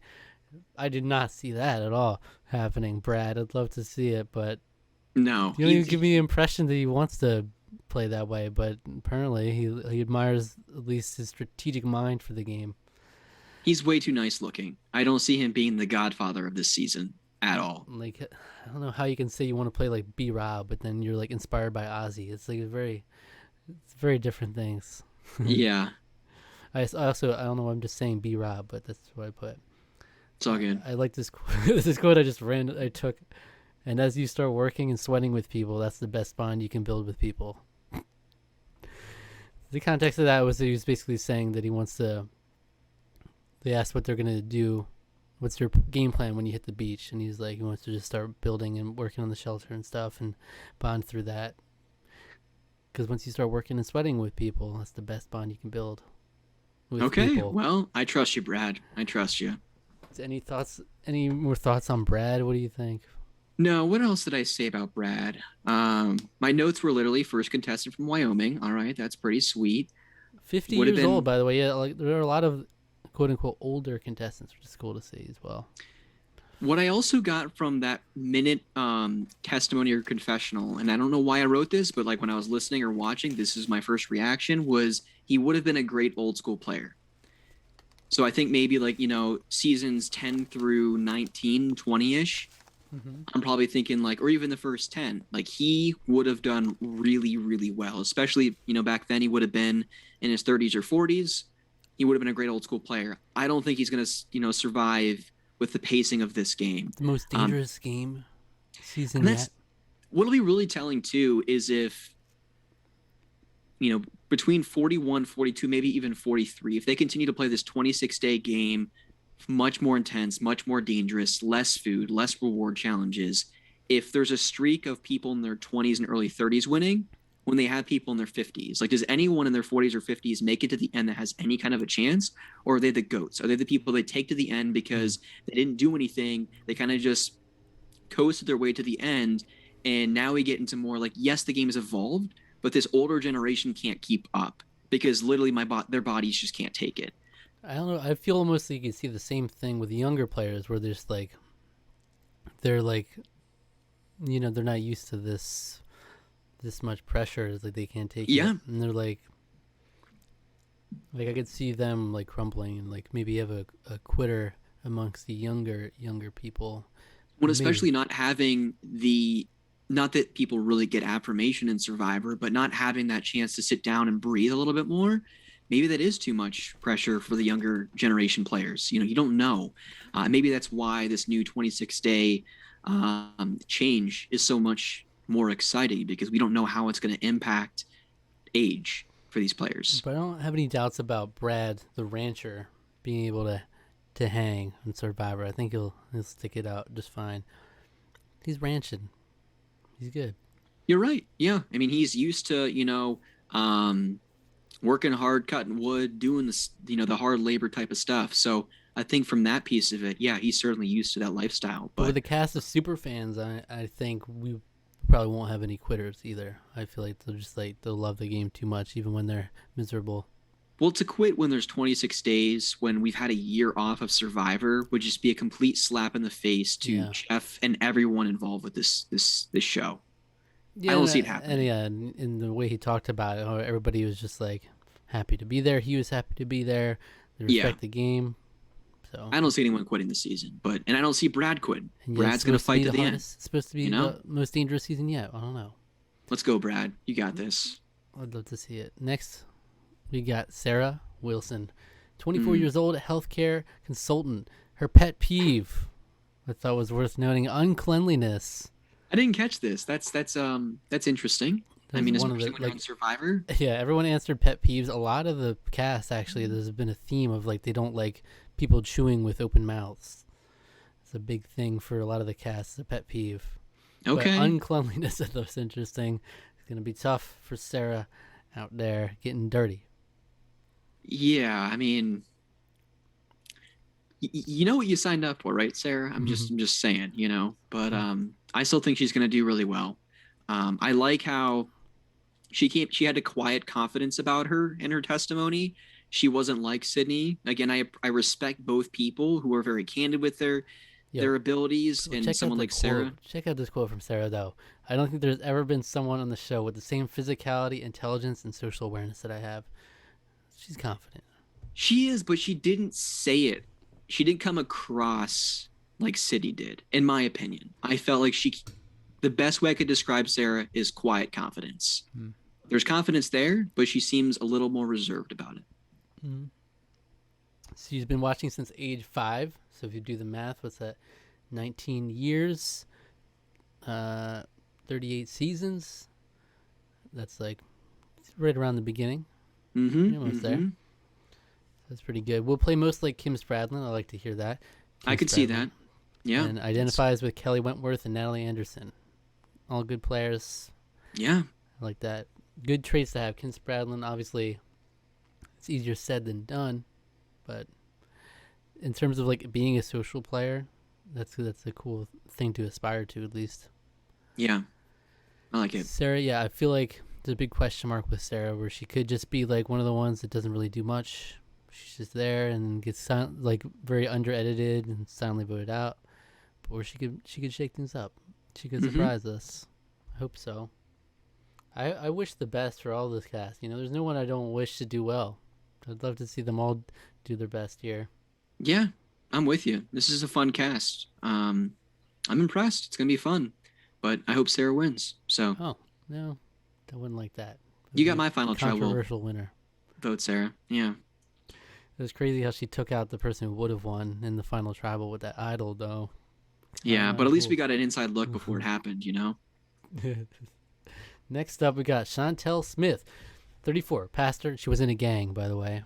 I didn't know that. That's awesome. All right. I don't know. She had like a kind of rough upbringing, I guess. But and she even said that Jeff Probst was like a parenting voice for her growing up. Oh, that's interesting. Like she didn't have like a parenting figure. I guess Child Protective Services took her from her mother early on, so that she was like kind of floating from foster home to foster home. But she literally like was talking about Jeff Probst like as a parenting voice. So that's really interesting. Xena, Warrior Princess, is one of her heroes. All right. Interesting. I have that game on the Nintendo 64. What's up? She'll play most like Kim. She'll play like Ty when it comes to idols. And she's got I some love Parv that. in her too. Wow, she's just all over the board. She identifies with Davy and Kim. Her favorite player is Sandra, though. So that was interesting. The fact she that brought up Davy. These first three players are just naming people from all over the Survivor timeline. Mm-hmm. You're right. These are Survivor super fans. Like she's calling out Ty because of his idol play, talking about Davy from a couple seasons ago. Parv goes way back. Kim. And it's interesting because they did mention this on Rob Has a Podcast, where usually a lot of these players would mention Parvati because, it's just Parvati was the known person. So that's like an easy answer pretty much for a lot of people to say Parvati. But the fact that Parvati isn't brought up that much, honestly. There's a lot of more deeper cuts with the players they pick. So you can tell they actually know their stuff. Mm-hmm. And she calls herself like a fun-loving goof. You'll probably catch me doing a lot of whack things on camera. All right. I can dig that. That's pretty, that'll be good. I think a lot of these players will be really entertaining at the very least, even if they don't do well. Yeah. I think a lot of them will be good for confessionals or characters. There are only a couple I could see like being duds maybe, but even so, I think they'd have a cool story there. Mm-hmm. Chantel will be fun though. The pastor angle is always interesting to see how they handle it. Yeah. I mean, I'm down. Yeah. Next JD, what's up? JD, I guess, did you pronounce it Jairus? Jairus? I'm not sure. He said it in his testimony, but yeah. Or no, he said just JD. Yeah, he did say JD. Call him JD throughout. Yeah. 20, born after the show started. This is a small club in this season for the first time ever. You have people born after the show premiered, which is wild. College student. He's good with public speaking. He did Toastmasters. Okay. He will charm like Parv, be underestimated like Fabio, and use Jeremy's shield management. Malcolm is his favorite non-winner. Okay. These are good people. Interesting. Fabio. I was about to say. You never hear Fabio brought up, but the fact that he just wants to be underestimated. I guess that's a good thing to have. Take that combo. It's a good combo. The shield management, it's a good idea. Yeah. He was very popular in high school. I have that it factor that some people just have. I think JT had it and Kim Spradlin. Now I have it too. How are you that confident? This is crazy. How do you know that you have that it factor? That almost sounds like a Luke Skywalker quote from like the Last Jedi promotion. Like, my father had it, my sister had it, now I have it too. Like, what? That's pretty crazy because, I don't know. I just find it so interesting how you can be so confident. Like, even if you think you'll do well in the game, I can't imagine being that confident because it's not a game you can just like practice at home. It's a whole different world when you go out there to know if you'll even do well at it. I think someone like JD, he's young. He's super excited to be on this show. I think part of that, is the producers probably getting him hyped up. And, he probably studied a lot before going on. I'm sure he's well versed in the show, but he was probably just throwing out people just to kind of get people excited. I doubt that he really thinks truly, and maybe he does, I don't know, that he's going to be able to pull all of this off. That does seem a little out there. And he listens to podcasts, like Rob has a podcast and Survivor Specialist. There's some Survivor podcasts, so he love that last bullet into though. it. Yeah, so they asked him, Parade asked everybody in their interviews, what fictional character or celebrity would you like to have for your loved one visit? And he said Goku. The reason he said Goku was that no one can beat Goku in a challenge, in a loved one's challenge, if they do that. Okay. So, who would you pick? Celebrity, fictional character. For a loved one, oh man.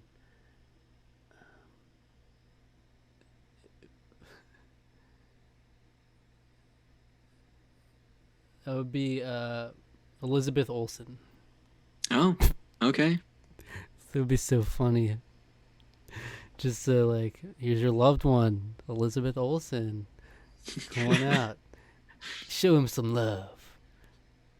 No, Elizabeth.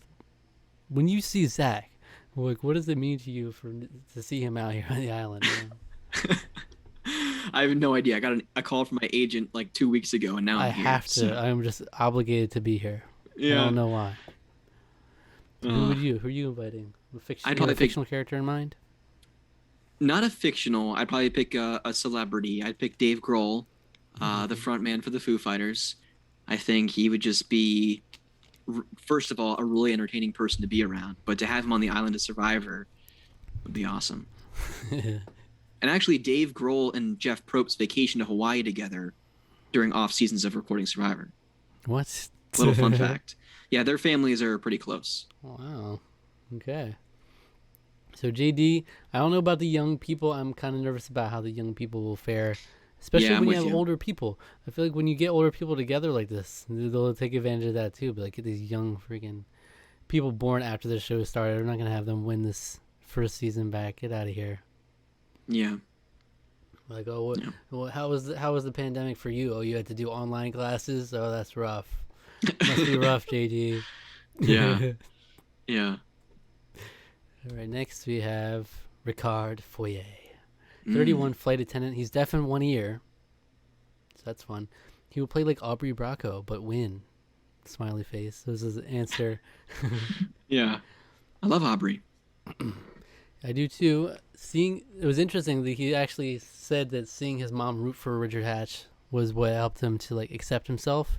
Because he always thought that she wouldn't be able to root for a gay version of him. And so seeing him root for a gay man and Richard Hatch in the first season kind of inspired him to, accept himself more. That's awesome. So that's really cool. I feel like a lot of these people have these inspirational things that they got from Survivor. Like, I don't have that where it's like I would have a cool story about it.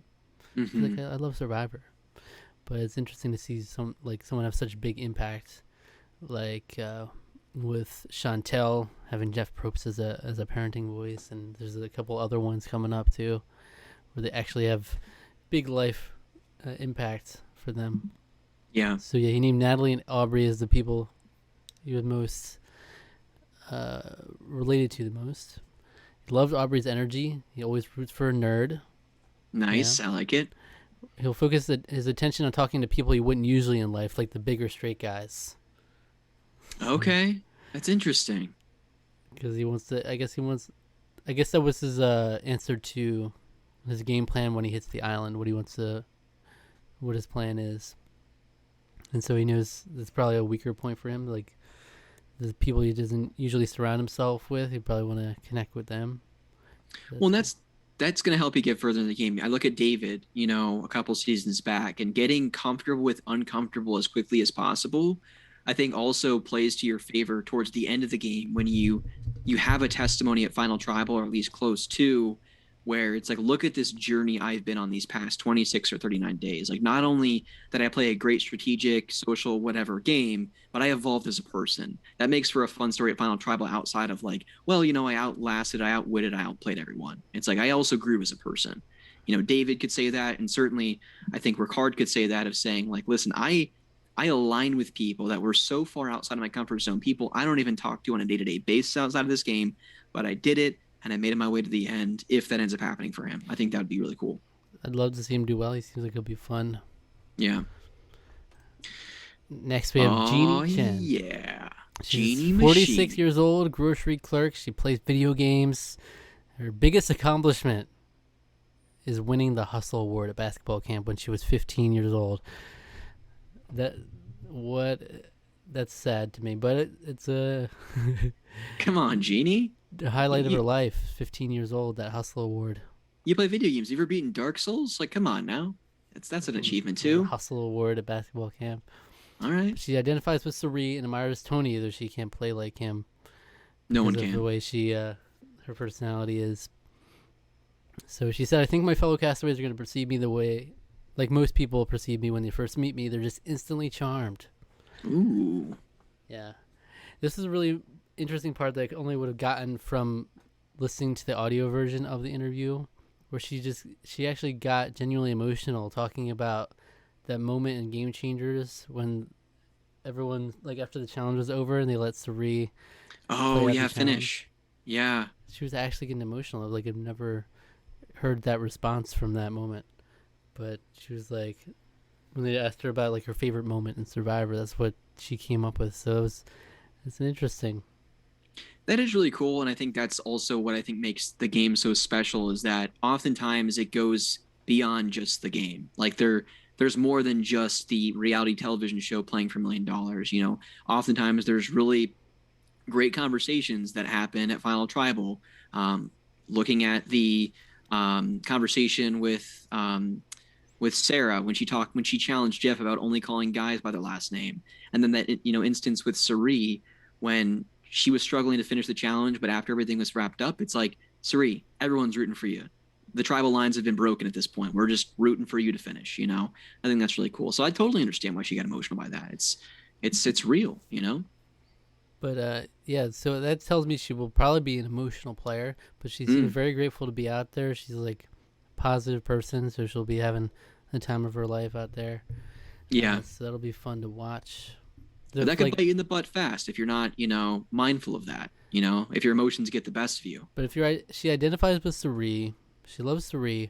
The thing about Suri is that like you can be a big part of Suri is that like obviously everybody loves you and they're instantly charmed, But Suri also is a very strategic player, so like will she actually have that side to her? It'd be interesting, to be in confessionals and talking about how she's working this game still.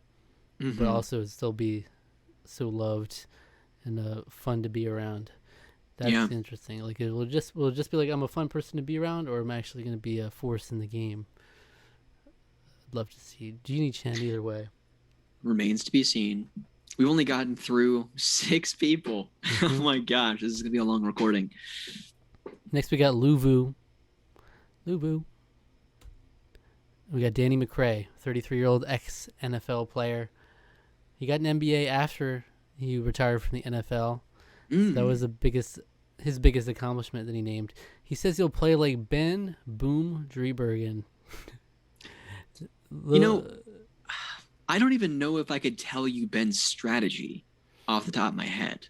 Ben, I think he's talking about Ben in the sense that when his back was against the wall, he did what he had to do to fight, basically.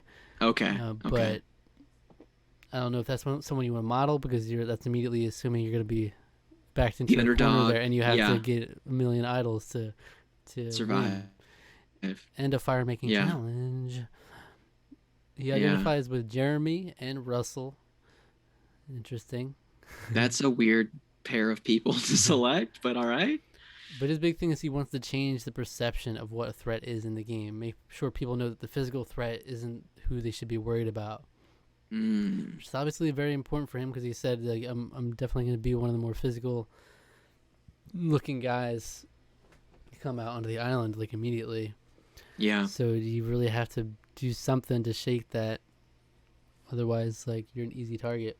Yeah. That's why this archetype, this kind of players, so I just can't imagine them winning very often. But just like the Mayor of Slamtown and David versus Goliath, that kind of clearly athletic build.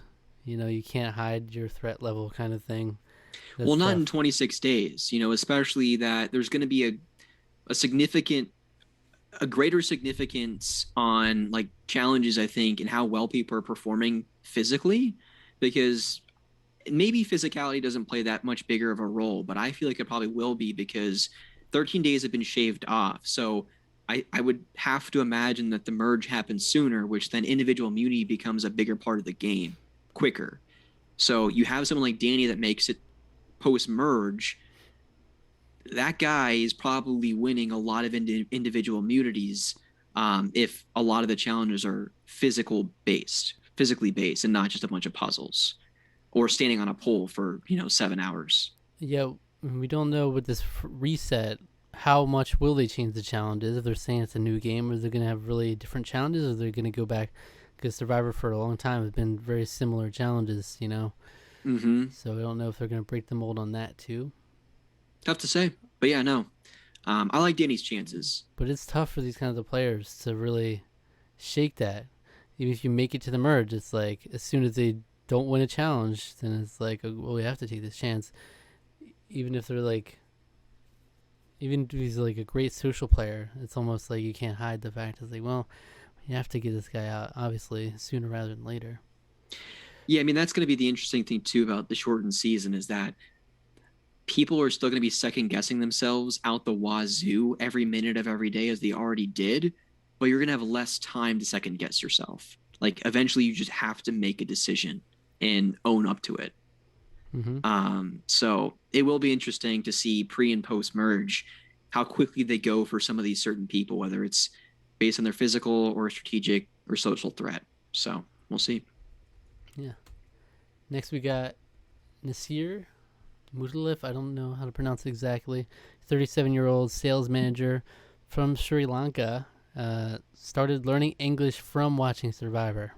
So What? This is another guy where apparently, where he grew up, he had like a white girlfriend, and it wasn't really like acceptable for them to be dating out in the open that much. Okay. So they would spend a lot of their time like in their apartment watching Survivor, but he started to learn English through watching Survivor. It's pretty wild. Okay. I can respect that. That's pretty sweet. So he's got a wild, actual, like life-changing stuff through Survivor again, and he achieved a true American dream. Basically, he went from poverty to making, according to him, multi-million-dollar sales on for whatever company he works for. So okay. The thing that concerned me was that he said he likes Boston Rob, but he likes Philip Shepard's authenticity. Philip Shepard was one of the players he named. This, first of all, is like, I don't know, maybe he just loves Redemption Island because he was Boston Rob and Philip Shepard. This is top of mind for him. Yeah, make it to the end. But Philip is not someone I would want to name for a model player. And I also not sure I would tie authenticity to Philip. He said, I like how authentic Philip was. He's a real guy. He liked that he, even in the final tribal, was like vouching for Boston Rob. It's like, yeah, I guess it's not really a great trait to have, though. For Philip is a fascinating man. I love him. He's super entertaining. Yeah. I would not model my gameplay after him. Yeah, that's what's concerning about me, and I feel like he could definitely be one of the. He could come off as somewhat bossy, probably too. Yeah, but like he spent growing up, he spent a lot of the time like out in these like in similar conditions, so he's not. Oh, that's right. I remember him saying that. Like he's used to going. Well, this is the guy I think I compared to Rupert as being a provider. So I could see that. Yeah, and I think someone like that, you could also see if they don't have a whole lot of social or strategic play, people just keep him around because he's providing the food, and they're not getting a lot of food, whether it's rice or reward challenges. And if he's out there catching giant fish and bringing them in every day, they're not going to vote someone like. Is this the resurgence of the provider? It could be. Yeah. I mean, even, you need even when like it came down to it, but the provider always gets voted out. Like Rupert, they weren't going to take him to the end. There was a point where they're like, okay, we'll deal with it without Rupert. We can get him out. Well, there's at least an episode or two where someone's going to say we can't get Nasir out because he provides. And then an episode later, they're saying, we don't need food anymore. We're on day 16. We can get rid of him, you know? or whatever. So, Yeah. Next, we got right. Sydney. There Oh she boy. Wow. is. Sydney Seagal. I wonder if she's related to the Steven. 80s action flick Steven Seagal. Yeah. Could be his daughter. 26 years old, law student. A very confident, candid, sexy individual, as she describes herself. This was really interesting to me that she said she will play the game most like Natalie White. She was able to assess her place on her tribe and in her alliance while consciously nursing Russell's ego. Her social awareness is something I admired. And she loves Denise and Russell. She loves Russell Hance too. But it's interesting. The fact that she names Natalie White, who's not like one of the best winners for sure, but that tells you that she's not just like picking the flashy, cool winner. You know, she's like actually thinking about a strategy that could get her further in the game, and that might be something that could work for her. But if she comes out as the confident kind of player or confident person she seems to be, she's gonna be pegged probably as a Parvati-esque figure, I feel like. Oh, and I bet you I'd put money on it right now that the first episode, the premiere of next Wednesday, there's going to be a confessional of someone on her tribe comparing her to Parv, talking about her ego, her overconfidence, and how she needs to go soon. Yep. I could totally see that being a confessional in the first episode. But if she can actually lay low, that would be good for her. Yeah. But this quote is wild. This is like the producers were just like foaming at the mouth, or they were drooling when they heard this. She's like, I think people will perceive me as a little wild. I'll eat anything. I'm probably just going to pick up a random bug and put it in my mouth. I don't like to wear clothes, so I'm always going to be in minimal clothing. Oh my gosh. The producer's like, yes. Thank you so much. That's Sydney. I believe it, but goodness gracious. Okay, It's well, always going to be minimal clothing. the junior survivors are watching Sydney. Come on now. Junior survivors. They're just looking for Rebus puzzles wherever they can find them. Oh my gosh, come on now. It's going to be a Rebus puzzle hidden in her little bikini, you think? Oh goodness. Look real close. Who are they catering to? The junior survivors or the senior survivors here? Like, this is just crazy here. I'm interested how she'll blend in. Like, I mean, she's saying she's going to be wearing minimal clothing, so she's not going to hide that. I'm interested how she'll interact with like older players, stuff like that. Like, will she be like overly obvious, like she's flirting with everyone, that kind of thing, and everybody's and like all the older people are like, yeah, look at her go. She's gonna be Who's trouble. In her tribe. Oh, yeah, these are the people we've been going through here. So she has Deshaun on her tribe, who's a younger dude. And then you have Danny, the NFL player, as well. But outside of that, you have Heather, the stay-at-home mom, Erica, the communications manager, and Nasir. Yeah, so it'll be interesting to see the dynamic in this tribe. Yeah. I mean, Heather's going to look at this young girl and say, this young lady prancing around, strutting her stuff is not how I want my daughters to be, growing up or whatever. They can't watch this girl. So I could see her being pretty polarizing in her tribe, them not buying it. Deshaun is probably just like, listen, she's making me think unhappy thoughts or whatever, like like Brandon was when he was on his first season or whatever, Oh my god, I'm here for it if she's like a Parvati, if she actually does well like Parvati, but I think she's going to be absolutely a young, like a Parv of the next generation. But she could, that's the kind of person that can give it out like the first vote though, so that'll be sad if that's the case. She loves Rocky Balboa though. Yeah. That's interesting. All right. Oh, man. She's great. Here comes Heather Aldridge, 52 years old, stay-at-home mom. She has a passion for possums, by the way. It's a fun fact you wouldn't expect, she said. What? What? She will play like Rick Devens and Tina Wesson. She identifies with Ethan and Tasha. This is interesting.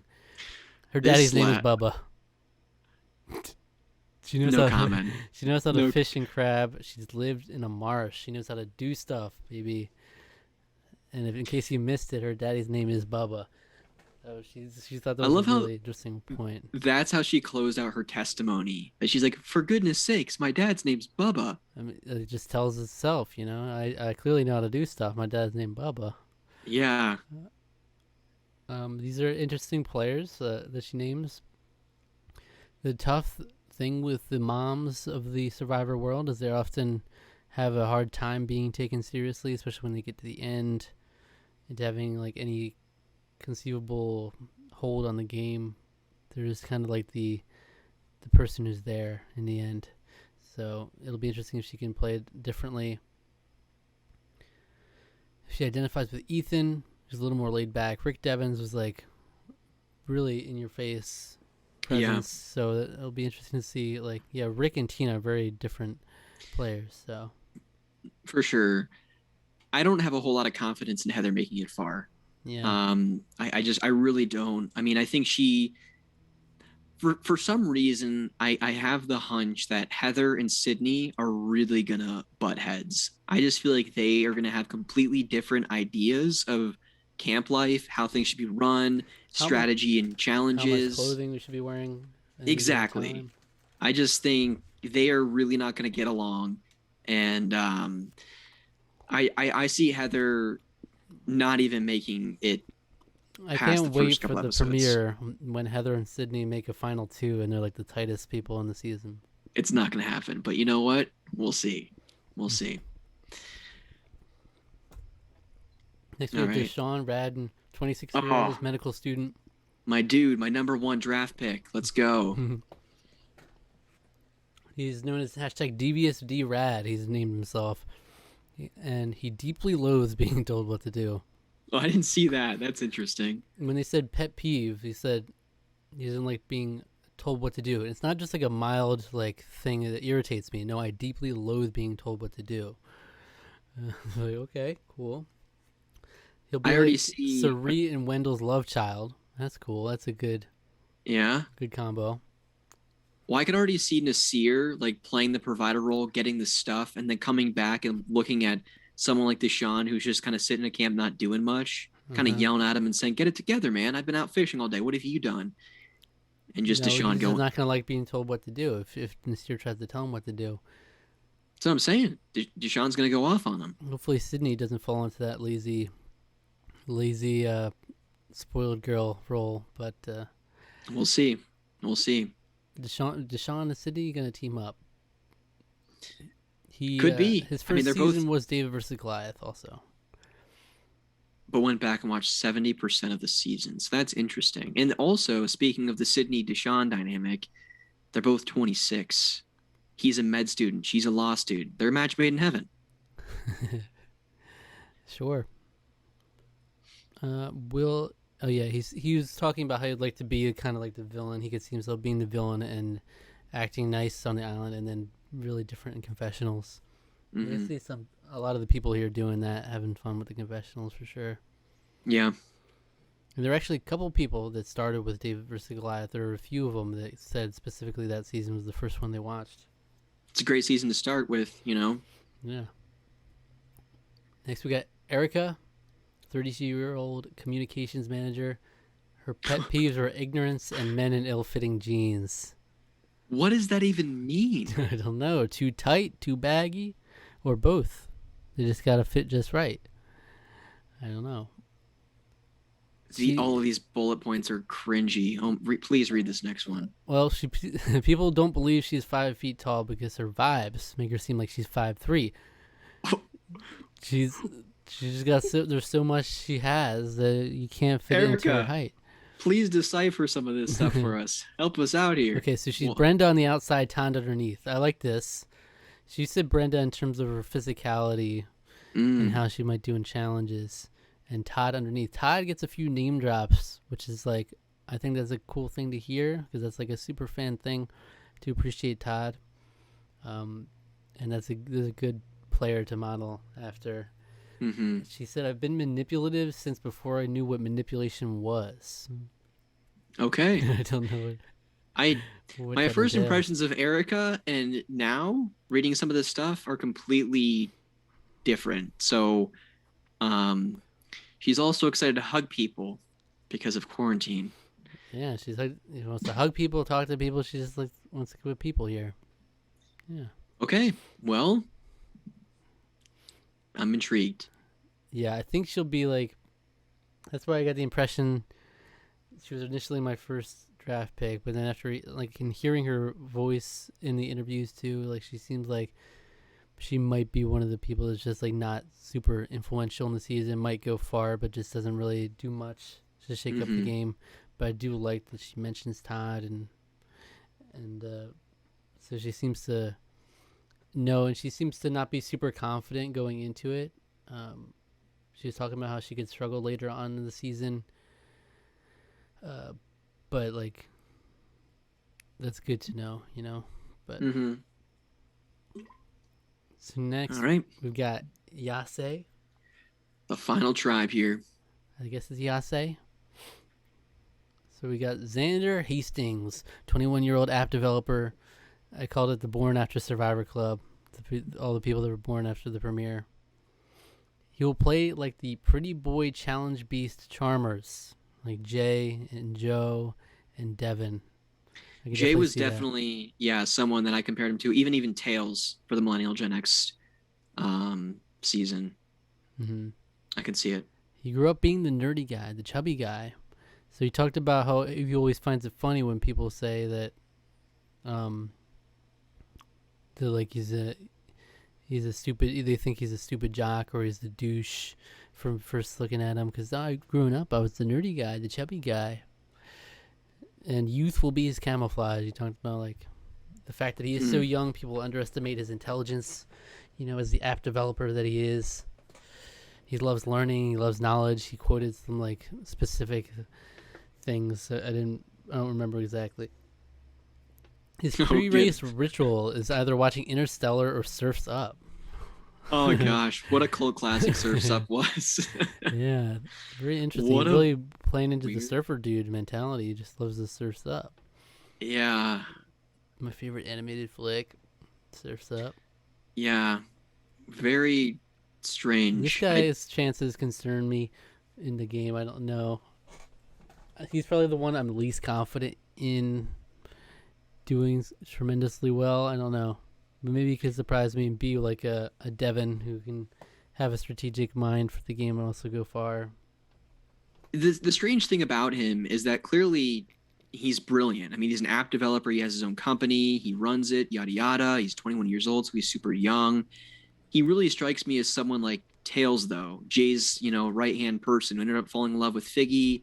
And granted, he made it sort of far, but he kind of just struck me as like a numbnuts. Like he just didn't he didn't know how to take control of the game.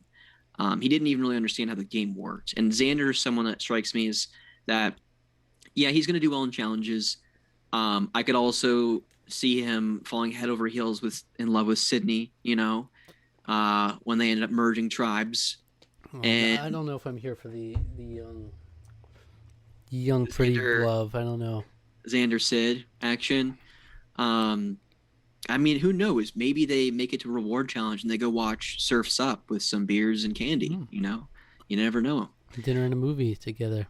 Exactly. So, I don't know. Xander, I feel like, is another person that could go decently far in the game. Maybe the merge. There's no way this guy's winning, though. I just don't see it. The young guys and young people are going to be really interesting to keep an eye on. I don't know how much confidence I have in them. Here we go. Jersey Shore time. David, the 35-year-old neurosurgeon. He name-dropped a lot of legendary players when he's talking about people he'd like to play like Russell Hantz, Todd Herzog, Natalie Anderson, Kelly Wentworth, Sari Fields, some of the greats. He identifies with Todd and Russell/Cass. Oh, not Chaos Cass. He says, I possess an ideal balance of charm, wit, athleticism, and grit. And my final tribal council will rival the likes of Todd Herzog's. He's so confident, so much confidence. Todd is like known as one of the best final tribal performances when he won. So yeah, he's saying it will rival that, and he's got all the ideal qualities that you need, just like that. He's another one who started with David versus Goliath. And he talked about he learned from mentorship of listening to people like Rob C. and David Bloomberg, who know the game well. Okay. David Bloomberg has a series that he does called Why Blank Lost, where he talks about like after each person gets voted out, why they lost. And he has all like the rules of how to do well in Survivor. But yeah, I don't know. He seems super confident. But Yeah. from listening to the audio interviews and how he carried himself in the interviews, he seems really well spoken, and at the very least, he's going to be really entertaining to have for like confessionals and stuff, regardless of whether he's like one of the pre-merge people that makes a fool of themselves by like thinking they're in control of the game when they're not, or if he actually gets control of the game. Like he's going to be fun to watch. Well, I could see him really kind of driving a lot of the tribal council conversations. You know, Jeff might put a question out there and he facilitates like 60% of the edited conversation that happens. Mm-hmm. He strikes me as someone like that. But I also could see him, not that looks are everything, but a very aggressive player, that he does seem almost bully-like in the way he plays. And one of the things that he said in his testimony was loyalty has no place in this game. So I just see him playing a very cutthroat game. But he claims he'll be able to go out on the island and act one way and then be really different in confessionals. So hopefully he can pull that off. It's easier said than done. But yeah, he also talked about, you know, his the COVID experience of how he worked in the hospital and stuff. So they're definitely gonna highlight that in the show at some point. Oh yeah, I think even in the 2-minute snippet I saw from the episode, it was like they played a clip of him like walking in the hospital, like they did a little flashback thing, and they were talking about it. So I definitely think that'll come up. We got Lyanna Wallace, 20-year-old college student, another one born after Survivor premiered. She does spoken word stuff. I would hope to play the game mostly Tony Vlachos, except not have other people know that. I don't know why she those said two that. don't really, go together at all. But she's a hybrid between Tony and Elaine, baby. Okay. So yeah, that would be cool. She loves Sari. I don't know. She's a question. She's a wild card. A lot of people are wild cards where it's like they could do really well, I think, or they could just be like a likable person who's just kind of there. Well, and to your point earlier, there's just so many really, really young players. These born after Survivor clubs. I'm probably most curious to see how they integrate into this evolution of the game, because Survivor is already really, really tough. But introducing all of these changes, these people that really don't have a whole lot of life experience yet, it's gonna be interesting. I'm probably most excited to watch some of these younger players. Mm-hmm. And it's good that they put him in there with a couple other younger players. It's not like there's one person who was born after the premiere who's like all by themselves in there. And I'm sure that was purposeful on the producer's part, for sure. So if a few of them or a couple of them make it to the merge, I could definitely see them linking up. Naturally, like these young people, they love to be with young people, so I can see it. It's gonna be the 20 tribe. You're just gonna have JD, Lyanna, and thought there was Xander. Yeah. JD, Lyanna, Xander. Yeah, those are the three that were born after the premiere, I think. Mm-hmm. It's gonna be a big alliance. I can see it. Next we got Tiffany Seeley, 47-year-old She teacher. just doesn't look happy. She never washes her face. What? That's a fun fact about her. She will play competitively like Ozzy, loyally like Colby, but not to her detriment, and endearingly Parvati. She identifies with Adam, and she is a pre-Viver, so she essentially had stage 0 breast cancer. Interesting. How does that work? So it was like her mother, I think her mother died from breast cancer, so they were like cognizant of it, and they wanted to identify it so she wouldn't end up passing away the same way, but they were somehow able to catch it even earlier. It was like even earlier than when the doctors had suggested she start like checking into it. Interesting. So she was able to treat it before it was even a thing, basically. Okay. Well, that's awesome. She's a pre-Viver. But I don't know, you say resting bitch face, but I think she seems like she'll be fun from what I've seen from her. She seems like she'll be a fun player to watch. Hey, I hope so. Again, I want nothing but the best for all these people. There's no one I'm wishing ill will on going into this season, so I hope she surprises me. She's probably the one I have the most confidence in out of the older folks. So I'm excited to see her play. Good stuff. Now we got Eric Abraham, 51-year-old cybersecurity analyst. We'll have a hybrid playing style of Richard Hatch and Wendell with a touch of Boston Rob. What an interesting trio of people to select. He identifies with James Clement, the one from Heroes vs. Villains. Oh, okay. He got voted out with 2 idols, famously. Oh, James. Yes, Yeah. I love James. He was in Survivor China. Yeah, and Ethan. He seemed very much like a team player. This is just the read I got him. He seems like the guy who's going to be like in the beginning, like a team guy who needs to work on winning these challenges, stay strong. Yep. This is a quote. He says, "I think people are going to say, hey, that guy's 50 years old. He can't do it no more. And then I'm going to put it on him." Just put it on him. His answer to what celebrity or fictional character would you want to come out for a loved one's visit? He said, "It's got to be my mama." Oh, love that fictional character. He just did not read the question. Didn't hear it. Love that.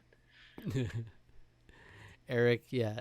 So there's a lot of like different play styles going into it, but they all seem to be very aware of the game, you know? Mm-hmm.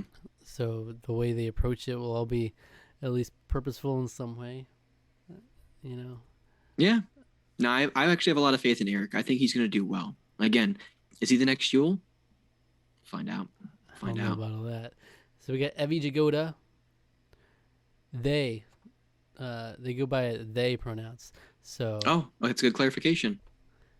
Their whole thing is they wanted to be the first non-binary person to win, and also queer woman is what the first queer woman to win, openly queer woman at least. 28-year-old PhD student. They cannot stand machismo and mansplainers. Okay. They also named men as a pet peeve also. So well, you've got a couple of dudes on your tribe that could be tough to get along with. You've got David, Xander, Eric. Yeah. Evie might have their work cut out for them. I think they're more or less we're joking, but they have a very strong personality going into it. The answers to all the questions were super, super long for the bios too. Started with David versus Goliath Club. Wow. Identified That's such an interesting thing. Todd. 2 players that are named a lot. Mm-hmm. Personality is bigger than it should be there, I guess. Their personality is bigger than their 5'2" height. That's the same thing that Erica said. Vibes are too big to handle. Yeah. I don't know. I was really concerned with Evie's prospects at first. But hearing the audio interviews gave me more faith. Because, I don't know, they seem like they've got more personality than like the bios gave off. It seemed like pretty standoffish in some ways. But, yeah. It'll be fun to watch. Yeah. Evie's on my tribe, so let's go. Yeah. And that's it, right? That is everyone. What a wonderful cast this season. I'm super excited. Well-rounded. I mean, I feel like this is going to be an entertaining season. Producers, hats off to you. Yep, and we have our drafts, teams. We'll see at the end of the season who comes out on top. I'm pretty sure it'll be me. I'm really confident. So, all right, calm down, Sid. All right, just relax. She's such a sexy individual. It's gonna be Sarah and Sid in the final. The producer's gonna be pissed when she's voted out the first episode. All right, so basically a week from now, the premiere Survivor, 2-hour premiere, right? Yes. It's coming. So excited. We'll have a lot to talk about. And I'll try to get the video out like soon after, like the day after if possible. I'll probably be missing it live though. I think I'll be missing most of the episodes live if we keep a recording date for Tarqaron is always Wednesday nights. So I'll have to watch it the next day. So everything will be time permitting, but hopefully hopefully we can get the coverage out there. We like to talk about every episode. The Yeah. premiere especially is going to be really interesting to get a read on what the season's going to be like. You know, how different will every aspect be? The challenges, the tribal council, how they edit the show, you know. Mm-hmm. There's a lot to look out for. The game within the game. Got to be looking for those Rebus puzzles. Mm-hmm. Mm-hmm. For sure. Jeff Probst's going to be asking us questions. I'm there for it. Me too. It's going to be great. All right, so that's it. That's it for the Survivor 1 preseason discussion. What video would you recommend our viewers watch after this one? I mean, if we're going to drop the 4 and keep the 1, I think it only makes sense to go back to the humble beginnings of Survivor and watch your season 1 Borneo review, episode 1, where it all began. Go back and watch that. You have to, in preparation for this next evolution of the game. Sure. That's when you can see Alex's first reactions to watching Survivor ever. Mm-hmm. Yeah, and if you didn't know, we do Survivor videos outside of season 41. This will be the first time we're covering like the new season, talking about it in some way. But I'll be talking about it with Rusty on and off throughout. But my regular co-host of Tarqaron, Alec, is new to Survivor. I've been taking him through firsthand, through chronologically. And we're up to season 10. We just recorded the first episode. It'll be out in like a couple weeks. But it'll be fun. Like we did reactions to every episode since Survivor Thailand. And we did reviews of every season, so it's been fun watching him go along that journey. But we'll have that going on at the same time. We'll be going through Survivor Palau and Survivor 41. So it's awesome. There. All right, so thank you for watching. Subscribe to the channel, subscribe to our podcast feed, like the video, leave a comment, hit the notification bell, follow us on Twitter at Tarqaron TWO. All right.